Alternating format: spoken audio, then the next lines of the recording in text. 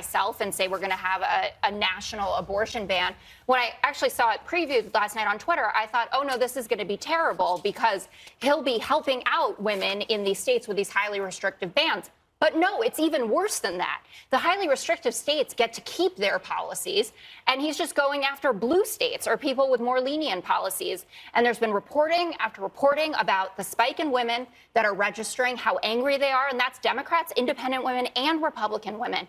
And Mitch McConnell's face said it all when he got asked about it, and he was like, but that's we think it should be. Yeah, he looks like that. But can I say, Lindsey Graham didn't go alone. He did have Marjorie Denfensler, who is the head of the Susan B. Anthony list, who wanted. He doesn't have the votes behind him. I mean, okay, that's fine. But he has introduced this very bill every year for 20 years. But it used to be at 20 weeks, and now he's gone to 15. Well, also, 15 I weeks don't want is to hear because of the about. Dobbs case is I understand, 15 weeks. but I don't want to hear from a man about abortion. I certainly don't want to hear from a man who hasn't had kids about abortion. He should never have done this. So men have no opinion on abortion. Okay, you have no opinion on, can we pick something? Vasectomies. There you go. Yeah. How about war? You have no opinion on war. Because we send boys off to war for Ladies generations. go now and they do I a think great that men job. can have You know an what I opinion mean. on abortion. No, and you know what I meant No, too. but I know what I mean. But I know more than you know. Get the last word. All right. He'll laugh it Sandwich. away. Fox News alert. Fox News alert. Ken Starr, former Fox News contributor and the special prosecutor whose investigation led to the impeachment of President Bill Clinton, has died at the age of 76. David Spunt has more. David?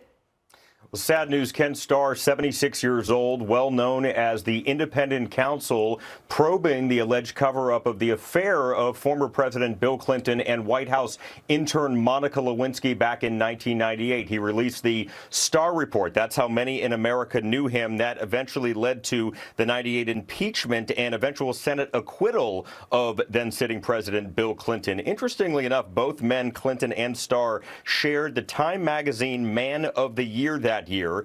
His defenders, they said Starr was a straight shooter doing his civic duty as he saw fit under very difficult circumstances. The 76-year-old was born in 1946 in Texas. He was raised in San Antonio, the son of a preacher. Interestingly, I'm looking at his career here. He clerked for Chief Justice Warren Burger on the Supreme Court. He was a Reagan Justice Department lawyer and a federal appeals court judge. He had an impeccable resume. In 1990, he was a finalist for a Supreme Court seat that actually went to David Souter. He was President Bush's Solicitor General, eventually arguing 36 cases before the Supreme Court. Again, most people know him for this Starr Report in 1998. It concluded the president's involvement in Whitewater and other matters, quote, may constitute grounds for impeachment for perjury, obstruction of justice, witness tampering, and abuse of power. And, Judge, we know that after leaving the public spotlight, he went to Pepperdine University's law school, then became president of Baylor University before leaving in 2016. He actually resigned after some pressure involving a scandal involving some student athletes. But Ken Starr, 76 years old, all the way from clerking for the former Chief Justice Warren Burger to sitting on that appeals court, Judge Starr was well known in many circles. We're told that he died after some complications, and he will be remembered. The VP dissed the high court and said the decision to overturn Roe has made her worried about their integrity. I think this is an activist court. We had an established right for almost half a century, which is the right of women to make decisions about their own body as an extension of what we have decided to be the privacy rights to which all people are entitled. And this court took that constitutional right away. Chief Justice John Roberts bashing Kamala's criticism and defending the Supreme Court's legitimacy. The court has always decided controversial cases, and that's the role of the Supreme Court. And that role doesn't change simply because people disagree with this opinion or that opinion. Simply because people disagree with an opinion is not a basis for questioning the legitimacy of the court. All right, so this is obviously, I guess it's referring to abortion, so I'm going to go to the guy first.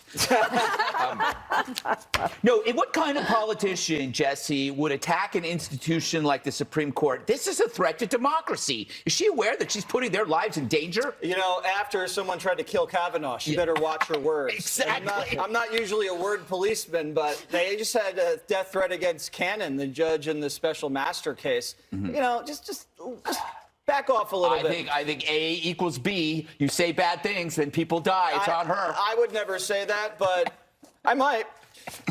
I don't think this is an activist court. If you listen to what Ruth Bader Ginsburg said, the court that decided Roe was an activist court. This court is basically just kind of course correcting here. It's strange that the liberals are so angry because those Supreme Court justices, the 3 that Trump appointed, those were supposed to be crookeds. That's one of the main reasons why they have so much rage inside them. He was never supposed to get those appointments. And notice the Democrats, anytime they disagree with anything, they attack it as illegitimate. That Trump is an illegitimate president. If you disagree with anything, you're an illegitimate scientist, an illegitimate businessman, illegitimate doctor. The court is now illegitimate. You can't do that. The Democrats are all about defending institutions. Then the next day on Meet the Press, you can't just slander them. That's true, Judge. I mean, we took a lot of heat for criticizing the FBI. And yet she can just go right after the Supreme Court, which is basically the super concentrated version of the FBI with 90% more FBI-ness. Well, aside from all that, I won't even address it. But the Supreme Court, where members of the Supreme Court, there were protests in front of their houses for weeks on end, an attempted assassination of a Supreme Court justice, all of that spun off of this ginning up of this hate and anger. This is what the left is trying to do. They're trying to break down the institutions as illegitimate. All of the cornerstones of America, whether it's law and order, whether it's the courts, whether it's the Constitution, all that's illegitimate if they don't like it. And we're going to protest even though there's COVID because we have a right to protest, but you don't. It's really the them versus us. And that's what they're doing. This is like all written out. It's like there's a playbook. You know, president comes out, there's the others. They're not the people that we're on the side of. And if they get a decision they don't like, then as far as they're concerned, the court's an activist court. The court is.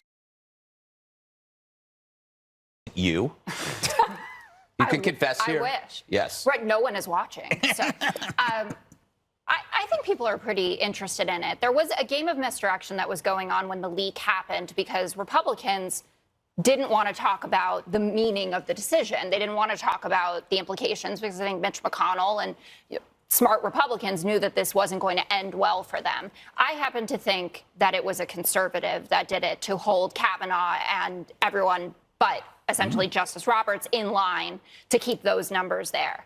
To the point about it being an activist court, I think that Justice Roberts, to some degree, actually thinks that it is because he didn't side with everyone else. He thought they were going too far. He only agreed with part of the opinion. And I read this great Washington Post article that basically said, can we just admit that judicial activism means decisions I don't like and that everyone just throws it around when they get a bad one. But this happens to be a really bad one because it did undo a constitutional right that we've had for over 5 decades. And I know that Ruth Bader Ginsburg didn't like the decision. It was a 7-2 decision with conservatives on there, and it was a privacy decision. So, yes, there should have been a codification of Roe on a national level. But this isn't just a liberal problem. Dana, is it really a constitutional right? Just between you and me. It's a bunch of BS. No. Yes. And the thing is also that the Supreme Court said, Congress, you can pass a law, right? Yeah. But instead of Kamala Harris saying, here's what we're going to do, I'm going to lead the effort, we're going to pass a law that we can make fun of. You can make fun of it if you want, but Lindsey Graham at least introduced a law, and you could pass that and see what happens. And also you could let the states do it, but they're not doing any of that. They're just blaming the courts. Imagine if you're Chuck Todd on Meet the Press, and you're asking a question about this, and then you say, let me just show you a clip. And you showed a video of Schoolhouse Rock, how a bill becomes a law. It says, actually, Congress can pass a law, and then the court checks it off. They don't ever want to do that. Think about the eviction moratorium. They knew that that was illegal, and they tried to do it anyway. They're doing the same thing on student loans. It's going to happen again. And one thing that I think that all of us will find is that inflation will be the top issue. Abortion will be an issue. And one of the ways it's an issue is that it surged a ton of money, especially small dollars, into Democratic campaigns. And yet still, as I mentioned in the A block, Republicans are still holding strong. They have to deal with the issue. They can't pretend that abortion is not going to be an issue in the campaign. But an activist court is not the problem. The fact that they try to pass a law, and then you won't have to deal with all of this. Yes. I stopped listening after you said, imagine you're Chuck Todd. Yeah? Imagine I was Chuck Todd? You Oh, had said, you were imagine you're Chuck Todd. And I started to get very nauseous and sad. No. That'd